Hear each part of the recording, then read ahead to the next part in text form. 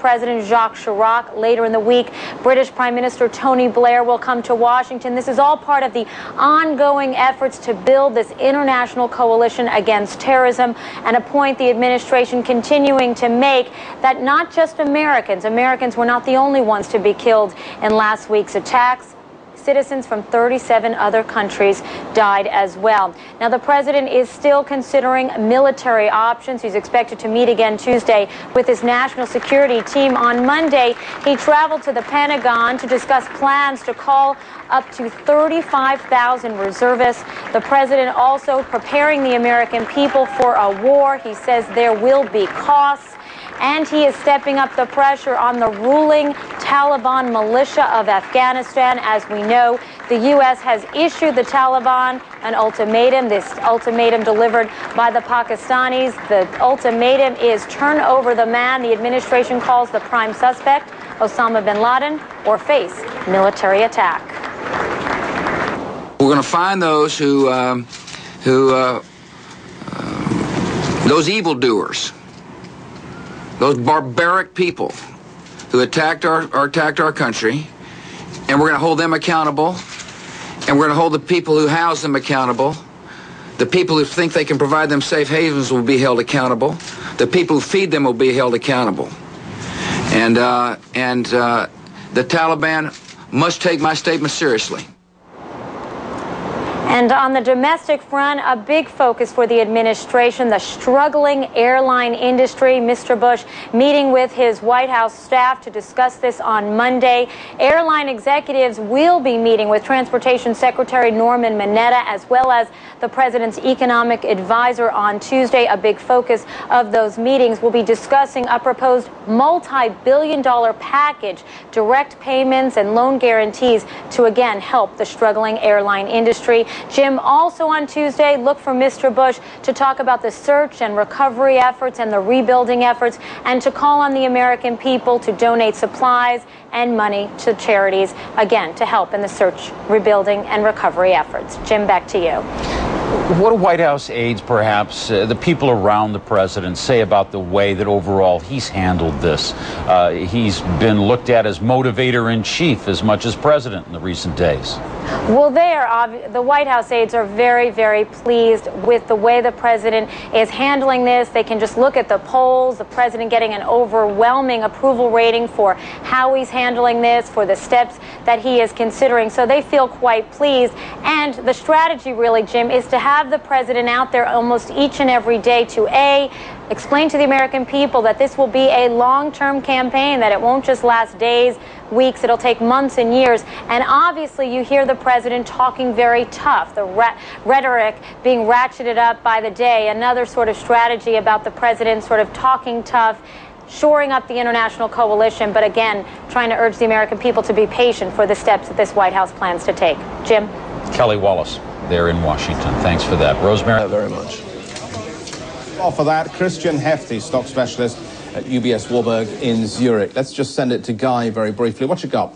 Big losses in the airline sector, as we've already been discussing in a number of these markets. If we get back to Italy, Alitalia has just been halted on the Milan market. No real surprise there. It's due to the losses that we are seeing coming through. We understand that the retrade will take place now at 10:05 CET. Let me just see if I can get you a quick update and just show you where the airline sector is trading right now. I'm not sure Alitalia is in this board, but many of these stocks are taking big hits already this morning.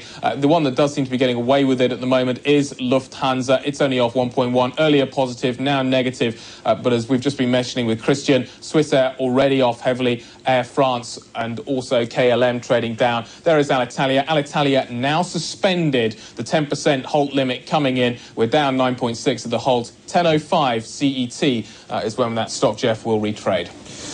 Guy, thanks very much for that. Let's just put these markets to one side for a second. It would appear that the US military machine is gearing up for some kind of concerted action now against terrorist organizations, wherever they may be, and if not the organizations themselves, possibly the governments and countries that would appear to be harboring them. The Middle East comes sharply into focus at this point.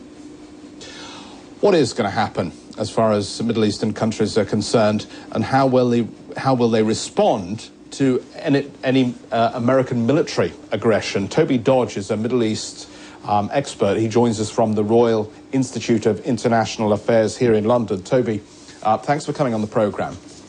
Now, at the moment, we've got words and no action as such. And we are all very nervous. I think it's fair to say that there will be some kind of military action by United States authorities. What is happening in the Middle East right now? How are countries and governments positioning themselves? Well, I think there's a great deal of nervousness, as you say. I think if American military responses are focused solely on Afghanistan, I think the Middle East governments will be uneasy, but not very worried about that. I think Afghanistan is almost semi-detached from the Middle East. The Taliban government is by no way popular across the region. I think the great fear is that if President Bush expands his military campaign to focus on other so-called rogue states in the region, and that's when we're looking at real destabilization across the region and problems for the wider world. Join us on this, David. Toby, what are the chances that the U.S. could get lucky and that either the Taliban or Pakistan would turn over bin Laden to the U.S. as they're demanding? I think certainly Pakistan is very much on board, or at least the Pakistani government is very much on board with the United States. But I think where pressure on Pakistan is concerned, the US have to worry about Pakistani domestic stability, which is a great worry. Where Afghanistan is concerned, that's much more difficult. I think the Taliban government have a long-term, both personal and financial commitment to bin Laden. But I think we are seeing signs within the Taliban government of the more pragmatic wing of the regime saying, well, let's see if we can, let's see what evidence is being offered up, and obviously more importantly, what pressure will be placed on Afghanistan. So I think it's not definite that they won't hand bin Laden over, but I think we've got a long way to go before they will. I think either the massing of troops and a much more overt focus on military action before the Taliban offer bin Laden up. Guy, come on in. Good morning, Toby. Guy Johnson. Just looking beyond the short term to the medium term, could we see this as a positive for the region? We possibly could have re-engagement of the US in a number of processes that are underway. We could see aid packages being developed in order to shore up some sort of a consensus within the region. While in the short term this is clearly negative, in the medium term could it be positive? I think possibly there has to be a lot of questioning on American foreign policy and on the role of America in the region, why there's so much resentment, why American policy seems to have made it the focus of so much anger.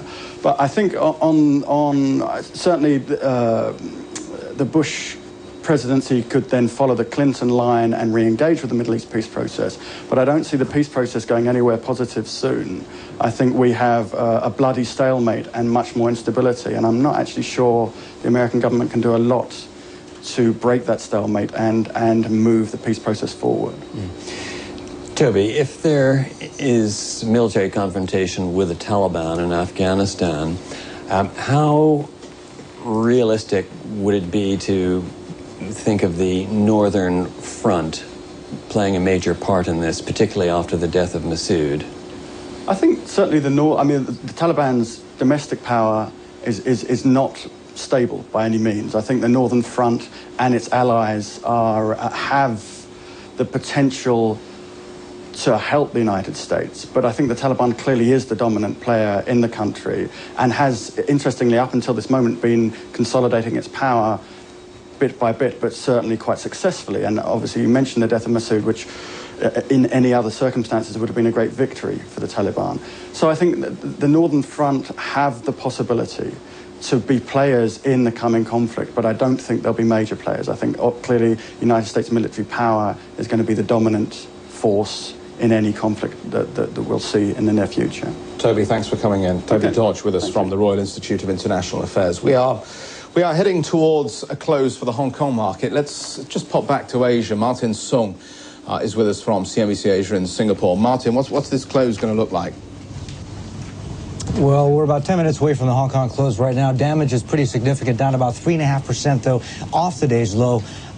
Pretty thin market, we have to note here. Same story, though. We're seeing a flight to quality ahead of an almost imminent dip on Wall Street overnight, when it gets back to trade after 4 days closed, also ahead of any possible U.S. strikes/retaliation. There's a lot of uncertainty in the market. We're going to take a closer look at Cathay Pacific. As you might imagine, it is hurting pretty badly. One of the worst hurt blue chips in Hong Kong today. Swire, though, its parent, that's another story there. It's getting hit on two fronts. There it's in property as well as airlines. We'll also focus in more closely on the property sector overall. We had some data out over the weekend showing property sales are slowing down. This is not happening at a good time, we have to say here. We'll have more in just a bit. Also, a quick look at Hang Seng Bank. Money moving into high dividend yield stocks as a bit of an alternative. I'll have more in just a bit, Jeff. All right, Martin, thanks for that. Martin Sung with us from CNBC Asia in Singapore as we approach the Hong Kong market close.